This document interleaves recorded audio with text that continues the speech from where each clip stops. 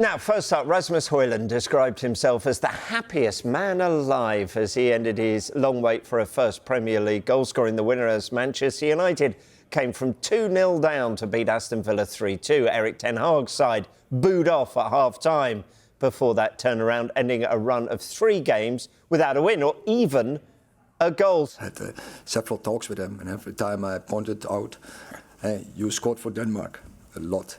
You scored in the Champions League, so there's demonstrated ability. So you can do it. So believe in it, and it will come. And I'm sure now the first goal is in, he will net more. How was he in the dressing room? Yeah, of course. When strikers don't score, that's always it's a problem. But he has a strong character. He's so resilient. He's so determined, and so he has a big personality. And I think that is what a striker needs. And when you keep investing, the goals will come. We have to accept the result and still being the same process like we are. And we are not contender, because maybe today you are not asking me about if we are contender to win the title. We are not contender, but 2 weeks ago we were contender. And my response was the same like now. We are doing fantastic and brilliant first part of the season, but we want to keep it and we want more. And we have to build the team. We have to grow up and trying to get another level in our every way we have as a coach, as a club, as a players, and I will be demanding in it. OK, we'll get to Villa in a moment, but Quaker, let's start with Manchester United. It's almost like Fergie time again, wasn't it? A lot has been questioned about United in recent weeks in terms of their character, togetherness. Did that get dispelled last night? What did we learn from the game? I wouldn't say it's been dispelled. We saw the unity within the United squad when Hojlund scored that goal. Every United player to a man celebrated with the under pressure Danish striker, but some critics have pointed to the fact that it's easy to celebrate like a madman when you've scored the winner after being 2-0 down against a team that are very, very good. It's whether this is a catalyst for your Ten Hag side to go on and get results this season. We've seen Man United be so inconsistent. We've not seen a style of play either. But Ten Hag will be hoping that they can take this form into games later on the season. They take on Nottingham Forest at City Ground, the rejuvenated Nottingham Forest on the weekend. And they'd hope that, for their sake, that this result can push them on and get more consistent results this season. But if you look at Man United, it's despite the fact that they've got 3 points against Aston Villa, there's still frailties within that squad and they're still beholden to the talents of individuals. Garnacho's been one of the better players this season. Hojlund's finally got on the score sheet. And you mentioned it's almost like Fergie era. Manchester United have actually come back in 14 Premier League games from 2-0 down, 5 more than any other side in Premier League history.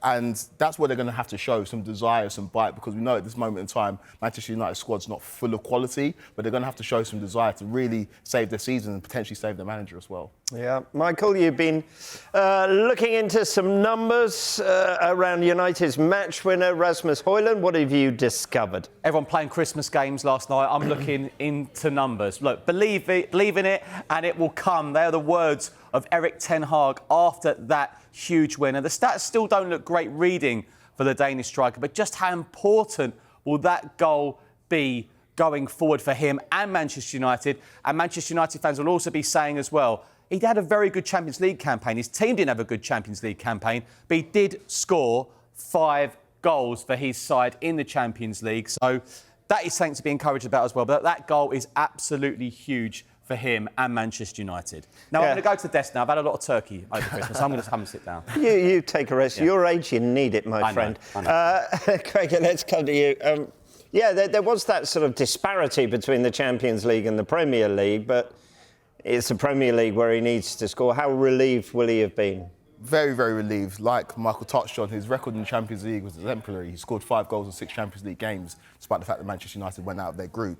But in the league, he struggled. And the difference between the top strikers in English football and the strikers that are mediocre is mentality. He's clearly got the physical traits to go on and be a top striker, and you see it there. but it's the ability to have football amnesia. When you miss a major chance, the ability to know that you're going to put away the next one. And I think that this goal can act as a catalyst. It had shades of Makeda from all those years ago when he scored that late winner against Aston Villa. But for Manchester United's sake, they'll be hoping that this can kick Hojlund on because they need him. And it's in the indictment of where Manchester United are at the moment, that they're relying on a 20-year-old striker that had a fairly decent season at Atalanta last season, and he's the man that they're relying on for goals this season. But he's going to have to score goals if Manchester United to achieve anything of note this season, because you've seen it already. Marcus Rashford is struggling for goals. We've seen Garnacho get a couple of goals, but he's not necessarily prolific. They're going to need Hojlund to score goals on a consistent basis to achieve anything this season. Yeah, and how important is this consistency for United now? Because it has been a hallmark of this season. It's been ups and downs. That's the key, isn't it? You know, they had that good result at Liverpool, then a disappointing result, the disappointing match against West Ham United. But I think, look at it, you know, going into January, we don't know how much business, if any business, Manchester United will do. We do have that little mini break, don't we? Will that help United and Ten Hag get some key players back? We've barely seen Mason Mount, have we, already, at all? Got Nottingham Forest. That's a tricky-looking game always at the City Ground. But now with their win under their new manager Nuno, then they've got a tricky-looking game against Wigan in the FA Cup. Then it's Tottenham, which looks like a massive game as well. I just look maybe going forward. You know, Manchester United being out of Europe altogether doesn't sound right, does it? But does it potentially help them this season? I know they wanted to, at the very least, get into the Europa League, but the Thursday, Sunday, does it maybe help them this season just to concentrate domestically? We'll see. We finally saw official confirmation of Sir Jim Ratcliffe's 25% deal for United. That was a little Christmas Eve treat for everyone. It needs Premier League ratification. But Quaker, if you were Sir Jim Ratcliffe, I mean, Sir Dave Brailsford was watching on yesterday. We're trying to work out what his remit is. What would be the first thing you did? So we're unofficially in the Ineos era at Manchester United. Obviously, it's pending Premier League approval. But there's a lot of work to do in this United squad. On the pitch, they've been underwhelming. I think you look at the centre midfield area. In the history of the Premier League, I don't think there's been a team that's won the title without a dominant centre midfielder. You look at the effect Declan Rice has had on Arsenal. And Manchester United were relying on the exploits of Casemiro last season, but he's shown his age this year. He's missed some games as well. And Man United fans will point to Kobbie Mainoo and say that he's the saviour, but again, you're relying on a teenager to operate in an area that's so important. You look at the Premier League in recent years, players like Rodri, players like Fabinho at Liverpool, you need a dominant centre midfielder to achieve great things in this league. And United, for my mind, they haven't got a player in the engine room that can really dictate tempo, a player that's comfortable getting the ball off the centre-backs and starting play, and also have the ability to break up play as well. So if I'm Ineos and I'm looking at Manchester United right now in terms of moves that you can make maybe in January or maybe looking forward to the summer, centre midfield is an area that Manchester United need to address. Yeah, we got to get on to Villa, haven't we, Michael? It's the first time they've dropped points from a winning position this season. There may be a bit of doom and gloom amongst Villa fans this morning, but we can't take away from the fact that they are third in the table. They are most probably overachieving. So disappointment now, but in the overview, it's been a fantastic ride for them, hasn't it? If you told them doom and gloom a year ago, it'd be third. I mean, they'd be saying, what on earth has happened in a year? Well, I'll tell you what's happened in a year under Unai Emery.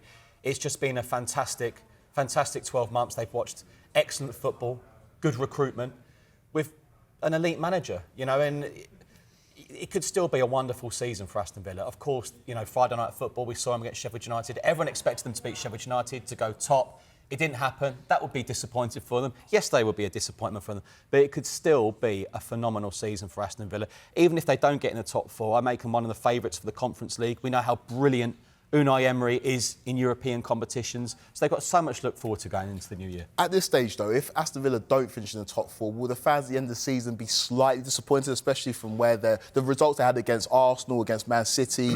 At this point in time, the teams that are challenging for top four don't look the strongest. If you look at Newcastle, look at Manchester United, even City to an extent. Will Aston Villa fans be disappointed if they don't make top four this season? Yeah, it's so open, isn't it? I mean, again, you know, what will Unai Emery be looking for in January? But again, I'll go back to when Europe kicks in, you know, the Thursday, Sunday. You know, it does play a big part. But as I say, I make them one of the favourites to win it. You know, and if they win it, what an incredible season. You see what it happened to West Ham last season. You saw Aston Villa fans celebrating outside Villa Park last season, bashing the team bus. We're in the Conference League. We're in the Conference League.